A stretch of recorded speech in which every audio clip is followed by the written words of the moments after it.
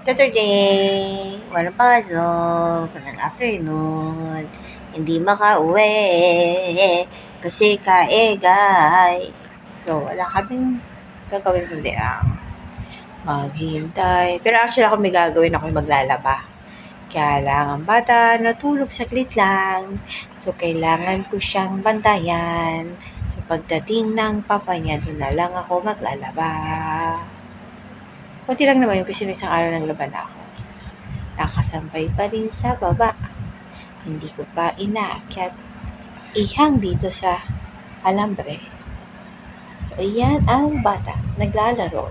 Nilagay ko lang siya dito sa side na to kasi ang likot niya. Gusto niyo mag-wander everywhere. Eh, mamaya masubsob siya dun, na ano yung mukha niya nagasgasan.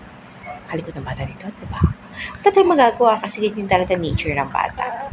So, ang magagawa lang natin, shout out sa aking nail collector. So, ayun.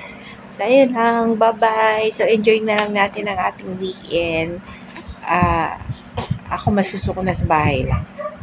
Ayoko lumabas. Gusto kong matulog. Kahit naantok ako ngayon, hindi ako makatulog kasi kailangan siyang bantayan. Kasi kung hindi ko anong gagawin niya, hindi ko alam kung siya makakarating. So, bye-bye!